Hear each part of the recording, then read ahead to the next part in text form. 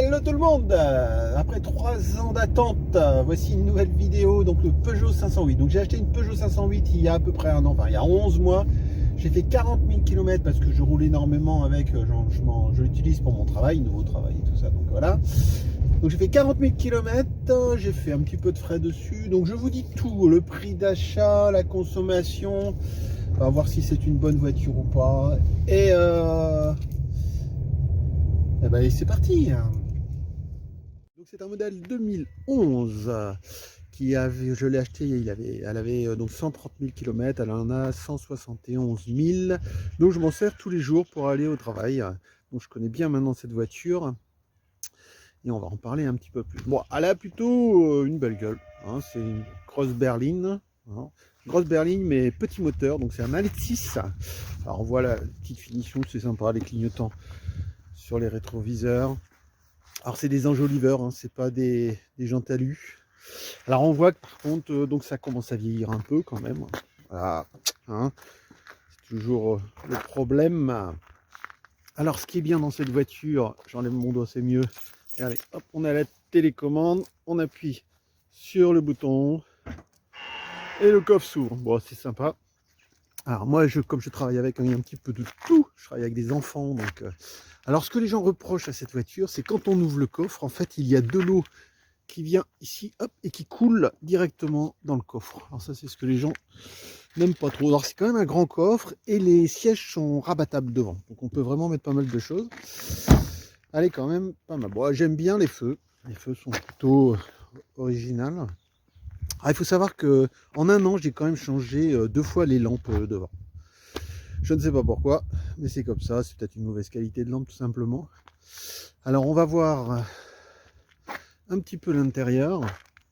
On va commencer par l'arrière. Alors moi ici j'ai 3 sièges auto, donc on peut vraiment mettre 3 enfants sans problème, hein, 3 sièges auto. Cependant quand vous mettez, donc là normalement il y a l'appui-tête que j'ai enlevé. C'est pas grave, je le remets là. Alors, on peut vraiment mettre 3 enfants, mais par contre, quand vous voulez mettre les ceintures, en fait, et quand les enfants sont dedans, c'est un peu la galère. Mais bon, ça passe, mais c'est assez galère à mettre. Vous avez des vitres électriques à l'arrière. Alors, vous pouvez les bloquer devant, en fait, pour pas que les enfants puissent ouvrir et fermer, parce que sinon... ça devient un peu la galère. Et on peut aussi bien sûr bloquer les portes. Ça c'est assez pratique. L'ouverture des portes, en fait, vous pouvez la bloquer grâce à un petit bouton ici, en fait. Donc ça permet que les enfants ne puissent pas ouvrir les portes et jouer avec les fenêtres. Bon, je vais vous montrer le moteur, mais avant je voulais que je vous montre quelque chose d'important. Alors ici vous avez le Peugeot 508, et si vous voulez ouvrir le coffre, waouh, miracle. Bon allez, alors maintenant je vais vous montrer donc le moteur. Donc le moteur c'est un 1,6 L. Ici vous avez la petite tirette, ici là, hop, voilà, donc là on peut ouvrir. Ici, vous passez la main, vous voyez le petit logo Peugeot qui est plutôt sympa. Vous mettez votre main ici, vous soulevez, hop, et voilà. Donc voici le moteur, hein. Il n'est pas tout propre, hein, mais bon, il a 171 000 km. Alors, je ne sais pas si vous connaissez un peu les moteurs Peugeot 508, mais ça, normalement, c'est pas d'origine, ça a été changé par Peugeot.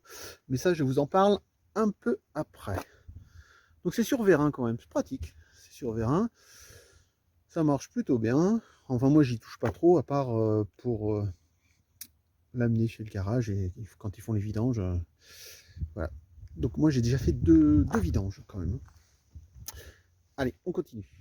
Bon, concernant l'intérieur, le tableau de bord, c'est quand même plutôt sympa. Moi j'aime bien ces côtés arrondis. Alors là vous avez les consommations et tout. On peut changer différentes versions. L'autoradio éteint, la consommation, les kilomètres que j'ai parcourus. Ici vous avez alors si vous savez, dites-moi. Je n'utilise jamais, mais normalement en fait c'est régulateur de vitesse. Là c'est au niveau de l'autoradio, le téléphone, le volume pour l'autoradio. Alors là vous, si vous savez, vous pouvez dire, moi ça fait un an que j'utilise, j'ai jamais utilisé. Ça c'est pratique quand même, c'est quand pour changer les stations d'autoradio, c'est pratique. Sinon vous pouvez voir, alors là on va commencer à le 19 janvier 2007. Alors on est en 2022 et pourtant ça s'affiche comme ça. Alors il faut savoir que même si je change, je remets la date, en fait ça remet au 1er janvier 2007. Pendant là, donc par exemple, ça fait 19 jours que c'est comme ça. Et donc j'ai regardé sur internet, vous pourrez me dire dans les commentaires, j'ai regardé sur internet, apparemment c'est un défaut d'ordinateur de la voiture. Alors si vous pouvez me dire pourquoi, comment, et si je peux régler le problème, ça peut être sympa. Ici vous avez, en fait comme quoi j'ai pas mis ma ceinture de sécurité, donc même si les enfants la mettent pas et tout ça, bah, ça le sait tout de suite. Alors normalement, il y a, si je ne me trompe pas, ici en fait vous avez des capteurs ici, enfin soit ici dans le coin, là, vous avez des capteurs. Quand vous mettez un peu de poids en fait, donc ça, et que la ceinture n'est pas mise, et bien ça le note. C'est quand même pratique et ça bip aussi quand vous roulez. Quand vous roulez et que la personne n'a pas mis sa ceinture, alors c'est bien parce que moi j'ai des personnes qui ont tendance à se détacher et donc ça me le dit tout de suite et puis ça gêne un peu l'autre du coup le fait que ça bip, c'est une bonne idée quand même, je trouve que c'est une bonne idée, ça l'oblige un peu de remettre sa ceinture. Vous avez une boîte à gants qui est juste là, bon, qui est assez grande, vous en avez sur les côtés aussi, ça c'est pas mal, donc comment dire, vitre électrique, rétroviseur réglable bien sûr. Alors moi ici j'ai mis mon petit ma petite attache pour mon téléphone portable en fait avec le fil qui va bien parce qu'en fait comme je fais beaucoup de routes et j'utilise le GPS du téléphone. Si vous avez une petite boîte bien pratique, vous avez hop avec de l'aspirine, vous avez ici une boîte à gants aussi qui est pratique. Vous avez donc l'autoradio, la climatisation. Là on entend le moteur tourner, vous voyez, ça fait pas trop de bruit. Vous avez plein de lampes. Alors je vais vous dire, j'ai jamais utilisé tout ça. Moi franchement je n'y comprends pas grand chose. Mais si vous connaissez, vous pouvez me dire exactement. Franchement, je sais pas si vous voyez bien, mais il y a une tonne de trucs. Et ma foi ça m'empêche pas de rouler. Alors ici ça c'est pas mal. Hop. Vous avez une petite glace, hein, même côté chauffeur, ça c'est pratique quand même, hein, et une autre côté passager. Vous avez des petites poignées. Alors le siège, moi j'ai mis des protections parce que comme je transporte du monde, mais ils sont pas trop mal. Et surtout, en fait, vous avez un petit retour comme ça qui cale bien. Alors moi je fais vraiment beaucoup de kilomètres et je peux vous dire que c'est pas mal du tout au niveau confort. Facture, hein, parce que ça c'est vraiment je pense qui est le plus important. Alors le confort c'est important, moi je fais beaucoup de kilomètres donc j'ai pas mal au dos, d'habitude j'ai mal au dos, j'ai des problèmes de dos depuis tout petit et donc là j'ai vraiment pas mal au dos et tout, elle est super confortable, elle est pas bruyante, donc elle est au niveau pour rouler elle est vraiment super bien. Par contre c'est un 1,6 litre, il n'y a rien dans le ventre. Ça c'est juste avant j'avais une Jaguar 2 litres, ça n'a rien à voir, mais bon c'est pas le même plaisir, hein. Mais par contre, cette voiture, ouais, vous appuyez, il se passe rien. C'est vraiment. Mais elle roule quand même super bien. Et le gros avantage, et ça n'est pas de miracle, là, donc elle consomme. Moi, donc là, je travaille en Haute-Marne. La Haute-Marne, c'est la campagne, donc j'ai pas d'autoroute, j'ai pas de tout ça. Donc, mais comme je roule beaucoup, j'ai pas de bouchon non plus. Ça n'existe pas ici. Enfin, soit. Et je consomme 4 litres 1 à 4 litres 2 au 100. Alors je trouve que c'est la première voiture que j'ai comme ça où ça consomme rien. Enfin, pour moi c'est vraiment très intéressant. 4 litres 2 c'est vraiment voilà. Quand je vais des fois je prends un peu d'autoroute pour aller dans le nord de la France, je consomme 4 litres 3, 4 litres 4. Mais bon, je suis pas un fou du volant. Enfin, je veux dire, je roule pas vite et tout, mais je trouve que franchement 4 litres 2 c'est pas beaucoup. Et alors je me suis déjà amusé. Il faudrait que je fasse un jour une vidéo. Comme ça, je me suis amusé à essayer de faire moins encore. Enfin, vraiment d'essayer de rouler économe et tout. Et j'arrive à 3 litres 5, 3 litres 6. Il faudra que je fasse l'expérience. Mais alors là, il faut prévoir le roulage, le truc et tout. Mais j'arrive à baisser à ce niveau-là. Mais sans faire attention, enfin en roulant pépère, parce que je roule pépère, on consomme 4 litres 2. C'est quand même pas mal. Franchement, je fais des sacrées économies par rapport à ma Jaguar juste avant, qui avait tendance à consommer un peu. Bon allez, maintenant je vais vous parler des frais. Tadam, les frais. Alors est-ce que cette voiture coûte cher à l'entretien? Ah ben on va le voir tout de suite. Alors il faut savoir que moi je l'ai acheté l'année dernière, elle avait 130 000 km et je l'ai payé 5 000 euros. Alors 5 000 euros, c'est vraiment pas beaucoup. Elle était cotée un peu plus et tout. Mais pourquoi j'ai payé 5 000 euros? En fait, cette voiture, le contrôle technique disait, donc le contrôle technique était OK, disait qu'il y avait un problème d'injecteur en fait. Et donc avant d'acheter, j'avais regardé sur internet et tout, et j'ai vu que c'était la maladie des Peugeot 508. Donc si vous achetez une Peugeot 508, faites attention que les injecteurs soient bien changés quand vous les achetez, sinon prévoyez un gros budget. Alors surtout moi je suis allé le faire chez Peugeot, parce que je voulais être tranquille, mais c'était peut-être pas une très bonne idée. On regarde les factures. Alors franchement, vous allez voir, alors si j'ai eu une grosse facture, donc j'ai payé 5 000 euros. Après il y a la carte grise et tout, ça c'est selon votre département. Et donc là j'ai les factures depuis le début, donc je ne vais pas toutes vous les lire, hein, on n'est pas là pour ça. Alors ma grosse facture, donc moi quand je l'ai acheté, une semaine après, donc la voiture est tombée en panne. Ouais, super. Mais je n'ai pas été attristé parce que j'avais prévu dans mon budget. En fait, quand je l'ai acheté, elle était cotée à peu près 7 000 et je l'ai acheté 5 000. Donc je me suis dit, eh, c'est pas grave, je ferai 2 000 euros de travaux dessus. Et puis voilà. Donc je suis allé chez Peugeot, qui ont vraiment l'habitude de ça, hein, de cette panne d'injecteur. Vous pourrez faire une petite recherche internet et vous verrez. Et donc normalement, j'ai ma facture. J'ai une belle facture, une très très belle facture de chez Peugeot. Alors vous allez me dire, vous auriez pu faire ailleurs, mais bon. Alors, il faut savoir que donc quand il y a ce problème d'injecteur sur les 1,6 litre, alors la facture, 2323 euros. Oh, mais comme j'avais prévu, je veux dire, pour moi, ma voiture elle valait 7000, donc c'était bon, quoi. Et en fait, il faut savoir que donc ils ont un problème, ils savent pas, apparemment pas trop d'où ça vient exactement. Ils savent que c'est les injecteurs qui déconnent, mais en fait, donc ils changent tout.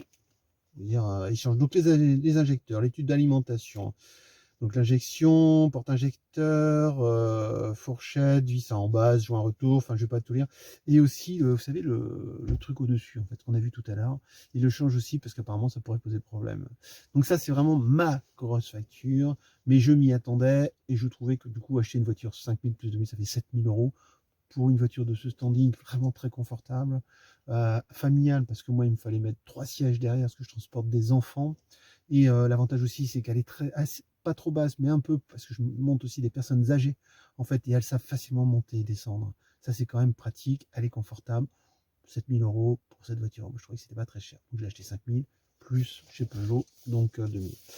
Alors, donc si vous achetez une Peugeot 508 et que les injecteurs n'ont pas été faits, ben moi je serais vous, regardez sur internet, de toute façon il faudra les faire. Alors après vous n'êtes pas obligé de tout changer, vous pouvez changer peut-être un seul injecteur, laisser les trucs et tout. Bon moi je fais, ben, comme je vous ai dit, je bosse avec, il fallait que ça fonctionne bien, donc je voulais pas avoir de problème quand je transporte des gens et tout, il fallait que ça fonctionne, quoi. Donc j'ai mis 2323 euros. C'est ça pour des injecteurs. Enfin soit, on laisse tomber. Donc ensuite, donc dès la première semaine, panne, mais ça je m'y attendais. Et ensuite, ben, donc là, je roule 40 000 km, d'accord. Donc j'ai fait 2 trains de pneus. 2 trains de pneus, en fait, des trains de pneus. Là, j'ai la vidange. Je vais vous dire exactement combien j'ai payé pour des pneus pour tout ça. Alors, il faut savoir que ils avaient fait, eux, ça a été fait. Ils l'ont fait 2 fois. Ne me dites pas pourquoi. La courroie de distribution. Donc la dame qui l'avait, elle l'avait acheté quand le véhicule avait 1 an. Et elle a fait 2 fois la courroie de distribution. Normalement, c'est tous les 10 ans, 100 000 bornes, mais elle l'a fait 2 fois. Et la courroie de distribution, ça coûte 532 euros. Donc, ça a été fait dans une grande enseigne, pas chez Peugeot, 532 euros. Mais là, c'est fait, elle l'a fait juste avant que j'achète la voiture. En fait, elle l'a fait 2 fois. Elle a dû se faire avoir, je ne sais pas trop. Peut-être que le groupe a dit, oh, faut la refaire et tout. Ou alors, dites-moi. Dites-moi pourquoi on fait 2 fois. Mais là, moi, elle vient juste d'être faite, en fait. Ouais, ça fait 1 an, quoi, 1 an et demi. Donc, ouais, normalement, je croyais que c'était 100 000 km et tout. Donc ça coûte 532 euros. Bon, courroie de distribution. Par contre, attendez, moi j'ai fait les vidanges. Donc vidange, là c'est des plaquettes. Voilà une vidange par exemple. Donc dans une grande enseigne, hein, 189 euros en fait. Filtre à huile, filtre à gasoil, filtre à air et tout. 189 euros tous les 20 000 bornes. Bon, je trouve pas ça excessif. Qu'est-ce qu'on a d'autre? Par exemple, moi j'ai pas fait. Parce que là, du coup, j'ai fait contrôler mon véhicule et tout. La dernière fois, quand j'ai fait vidange, je vais payer 200 €. Ils ont vérifié les plaquettes et tout. Tout est nickel, hein. Les disques et tout, impeccable. Pourtant, j'ai roulé 40 000 km. Et en fait, sinon, la dame, juste avant, avait changé, par exemple, plaquette avant, elle avait payé 110 €. Là, c'est la deuxième. Non, là, c'était ses pneus à elle. La batterie, alors la batterie avait été changée, donc moi c'est toujours la même batterie, hein. Elle avait payé 74 €. 74 € pour la batterie. Je trouve pas ça très cher, hein. Garantie 1 an ou 2. En fait, c'est pas une voiture, je trouve, qui est excessive à l'entretien. Ça, c'est quand même une bonne chose. Alors moi, je voudrais retrouver ces... Donc moi, j'ai fait 2 trains de pneus quand même. Parce que quand je l'ai acheté, mon pneu n'était pas au top. Et puis j'ai quand même roulé 40 000 km. Et là, je viens de faire l'avant il y a pas longtemps. Et j'ai payé. Je vais vous trouver ça tout de suite. Ça, c'est un forfait vidange. Ouais, j'ai payé en fait dans les 200 € normalement. Je me suis tapé mes souvenirs. Enfin, pour 2 pneus. Hein. 2 pneus avec...